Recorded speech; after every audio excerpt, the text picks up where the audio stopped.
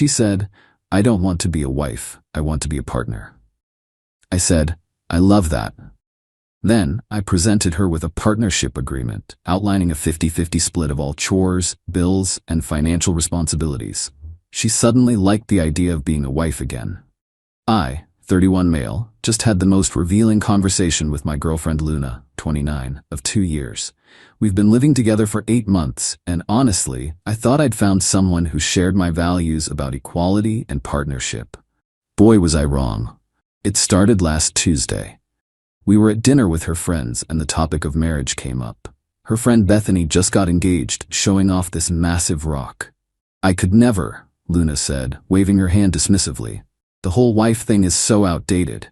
I don't want to be someone's wife. I want to be a partner. Equal. None of that 1950s housewife nonsense." Her friends ate it up. "Yes, queen. So progressive. Modern relationships." I smiled and nodded. "I love that about you. True partnership is what it's all about." She beamed at me, kissed my cheek. "See, Marcus gets it. We're building something different, something equal." Here's the thing though, our equal partnership looked like this. Rent, I pay $2,100, she pays $500, just until my Etsy store takes off. Utilities, all me. Groceries, me, she contributes by making the list. Cooking, me, 6 nights a week. Cleaning, we share, I do it or hire someone. Date nights, my treat, you make more. But I'd been letting it slide because, well, love makes you stupid. And she talked such a good game about equality and partnership. That night after dinner, she kept going. "Bethany's making a mistake, taking his last name, quitting her job when they have kids. That's not partnership, that's ownership." "So what does partnership mean to you?" I asked. "Everything equal, shared responsibility, both people contributing, not one person dependent on the other." I completely agree. The next day I started working on something. It took me 3 days, but I created what I called a progressive partnership agreement. 13 pages, professionally formatted. Even had it reviewed by my lawyer buddy Jerome to make sure it was legally sound. Saturday morning, I made her favorite breakfast.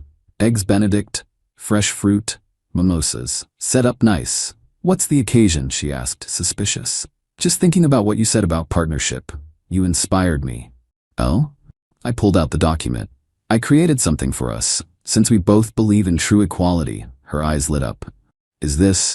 Are you proposing?" "Better. I'm proposing a real partnership, like you wanted." She grabbed the document excitedly, started reading. I watched her face change as she got past the title page. Section 1, Financial Obligations. All shared expenses, rent, utilities, groceries, household items, split 50-50. Individual expenses remain individual. Monthly reconciliation of shared costs. She looked up. "This is specific. Keep reading." Section 2, Domestic Responsibilities. Cooking, alternating schedule attached as Appendix A. Cleaning, detailed chore chart, Appendix B. Shopping, rotating responsibility. Home maintenance, equal division of tasks. Her mimosa sat untouched. Section 3, Career Support. Both partners maintain full-time employment. Career changes discussed mutually but decided individually. No expectation of financial support during voluntary unemployment. Marcus. There's more. Section 4 covers social obligations. Equal attendance at each other's family events. Section 5 is about future planning. Kids would mean equal parental leave, equal night duties, equal financial contribution to childcare. She flipped through faster now. There's a spreadsheet? Several. I want to make sure our partnership is truly equal, like you wanted. She set it down. This feels a bit cold. Cold? It's exactly what you described. Equal partnership, no 1950s dynamics. But spreadsheets? How else do we ensure equality? Track contributions? Make sure no one's being taken advantage of. She was quiet for a long moment. Then, my Etsy store isn't making money yet. Right. So according to Section 3, you'd need to maintain other employment until it's profitable. But I need time to build it. Of course, evenings and weekends like any entrepreneur with a day job. You make enough to support us both. I thought you didn't want to be dependent. That was ownership, remember? She stood up, pacing. This isn't what I meant. What did you mean? Partnership, but with understanding, flexibility. Flexibility for whom? For both of us. Okay, what flexibility are you offering me? Silence. Because from where I sit, I continued, I'm paying 80% of our bills, doing 70% of housework, and funding 100% of our social life. That's not partnership. That's sponsorship. That's not fair. I contribute. How? Emotionally, I plan things. You make lists, I execute and pay for them. You're being cruel. I'm being equal. Isn't that what you wanted? She grabbed her phone, started texting rapidly. 20 minutes later, her sister Delia showed up. What's this about? Delia demanded, seeing the document. Marcus made a contract, like I'm an employee. Delia picked it up, started reading. Her expression shifted. This is actually fair? She looked at Luna. Wait, you only pay $500 rent? Delia. Girl, I pay $1,800 for a studio. You're living in a luxury apartment for $500? That's not the point. What is the point? I asked. Luna sputtered. The point is partnerships aren't about spreadsheets and contracts. They're about love and support, and equality, I added, which is what this ensures. This isn't equality, this is punishment. For what? For not making as much as you. No, it's math. Equal means equal, not proportional to income. That would be the traditional model where the man pays more. You wanted progressive. Delia was still reading. Luna, this says you've been paying $500 for 8 months. That's $4,000. He's paid $16,800 just in rent? Stop taking his side. I'm taking math's side. Luna turned to me. If you loved me, you wouldn't need this. If you loved me, you'd be happy to contribute equally to our partnership. I do contribute. Then signing this should be easy. She stared at the document like it might bite her. I need time to think. Of course, take all the time you need. She grabbed her purse and the contract. I'm going to Delia's. After they left, I cleaned up breakfast and went to the gym. Felt lighter somehow. That evening, the text started. Luna, I can't believe you ambushed me like that. Me? Ambushed? I made you breakfast and presented a framework for exactly what you said you wanted. You know, that's not what I meant. Then what did you mean? I meant partnership in spirit, not literal mathematical division. So you want the title of equal partner but not the reality? That's not fair. What's unfair is me subsidizing your lifestyle while you give speeches about equality. She didn't respond for hours. Then, what if I can't afford 50-50? Then we live somewhere you can afford, or you increase your income. That's what actual partners do. You'd move out of this apartment? To have a true equal partnership? Absolutely. Radio silence. Update 1. The meltdown was spectacular. Sunday morning, Luna came back, without the contract, sat me down for a serious talk. I've been thinking, she started, and I realize you're hurt that things feel unequal. I'm not hurt, I'm addressing it, right? But maybe we can find a middle ground? Such as, well, what if I pay $800 in rent instead of $500? That's a big increase for me. That would still leave me paying $1,800. How is that equal? Because you make more. I thought making more was irrelevant in a true partnership. She shifted tactics. Okay, what if I take on all the cooking? You don't cook. You've cooked maybe 5 times in 8 months. I'll learn, while working full-time to afford your half of the expenses? This is impossible. You're being deliberately difficult. I'm being consistent. You wanted equality. This is equality. She stood up, angry now. You know what? Fine, I'll sign your stupid contract. But when I'm stressed and exhausted from working extra hours, remember this was your choice. My choice? You literally said. I know what I said. She stormed to the bedroom. I heard drawers slamming. An hour later, she emerged with the contract, signed, slammed it on the counter. There. Happy, your equal partner will start her new job tomorrow. New job. Bethany's husband needs an office manager, full-time, $55K a year, enough to pay half of everything. That's great. When do you? I already said tomorrow. Weren't you listening? She'd clearly had this option all along, but hadn't taken it. Interesting. Monday went quietly. She left for work early, came home late. No discussion of dinner, so I cooked for myself. Left her portions in the fridge. Tuesday, she cooked. If you can call heating up a Trader Joe's meal cooking. We ate in silence. Wednesday, I got home to find her on the couch with wine and Bethany. Tell him, Bethany said. Tell me what? This is ridiculous, Luna said. I'm working 9 hours a day to afford half of a lifestyle I don't even need. You don't need shelter? Food? You know what I mean. This apartment. These expenses, it's all your choice. You've lived here 8 months, never once suggested we downgrade. Bethany chimed in. She's exhausted, Marcus. Is this really what you want? Your girlfriend too tired to even spend time with you? I want a partner, not a dependent. Partners support each other. Bethany insisted. Right, when's the last time Luna supported me? Silence. Financially? Emotionally? Practically? When has the support gone my direction? That's different, Luna muttered. How? Because you don't need it? Based on what? You make 6 figures. You don't need my help? So partnership is only for people who need it? Bethany gathered her purse. I can't watch this anymore. Luna, you deserve better. After she left, Luna was quiet. Then I want to renegotiate. The contract? Our relationship. Meaning? I'll be your wife. Traditional. I'll cook, clean, take care of the home. You handle the finances. I thought being a wife was outdated, 1950s nonsense. I was wrong. I see that now. Traditional works for some people. What changed your mind? This, she gestured around. This equal partnership thing is exhausting. I'm working all day, then coming home to chores and bills, and it's too much. It's what most adults do. Well, I don't want to. There it was.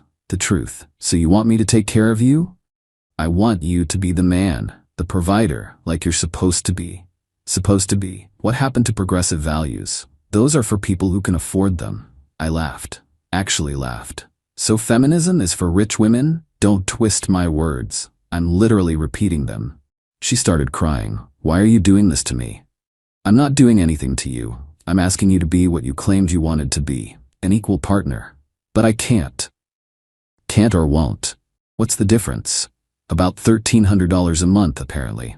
She threw a pillow at me. Missed. I'm done. This relationship is over. Okay, that's it. Okay, what do you want me to say? You've made it clear you want someone to take care of you while you play at independence. I want an actual partner. We're incompatible. 2 years. You're throwing away 2 years.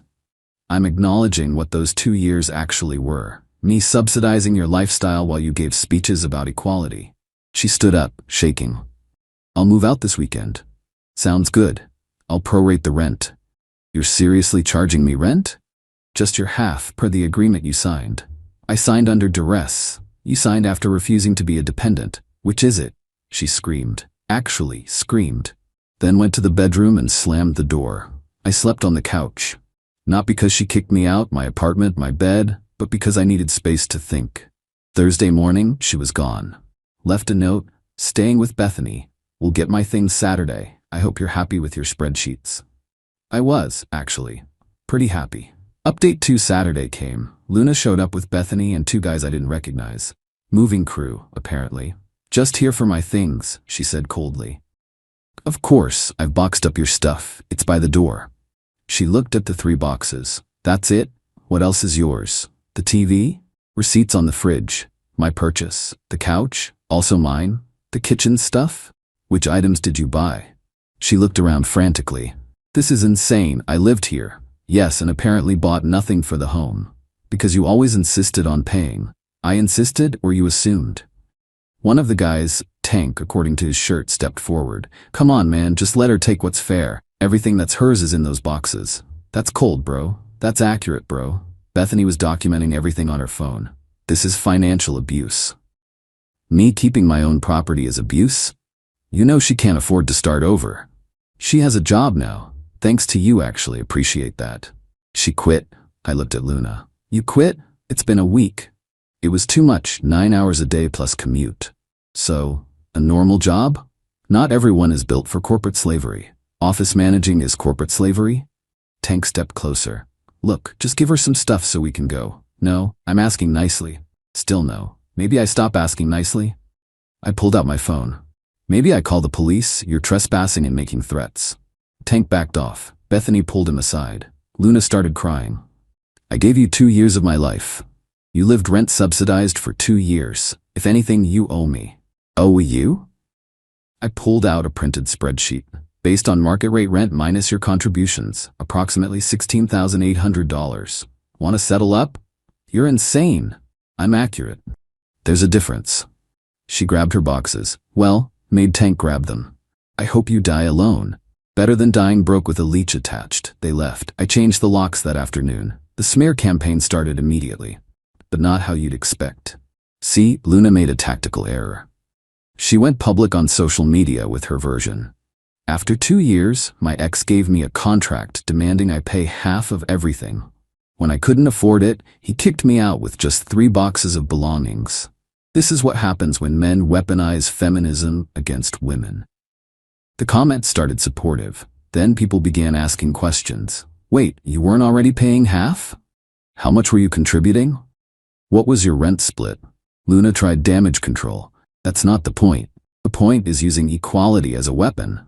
But the internet loves receipts, and her friends knew the truth. Someone, maybe Delia, commented, "Girl, you were paying $500 for a $2,600 apartment.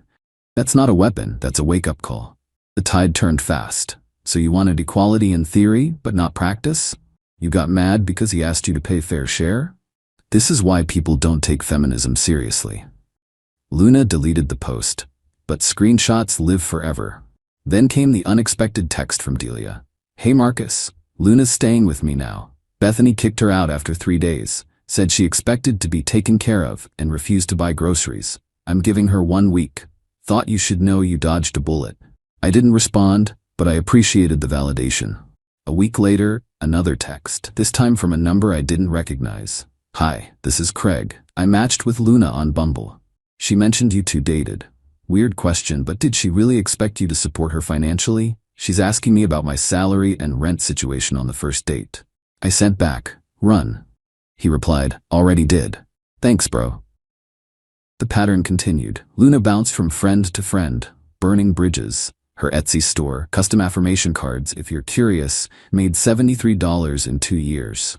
Her Instagram shifted from independent woman posts to seeking a traditional provider content. Last I heard, she moved back with her parents. Still unemployed, still posting about the unfairness of modern dating. Me? I turned her empty closet into a home office. Started dating a software engineer named Paige, who insisted on splitting our first date bill and actually meant it. She owns her own condo and drives a Tesla she bought herself. On our 3rd date, she said something that made me know she was different.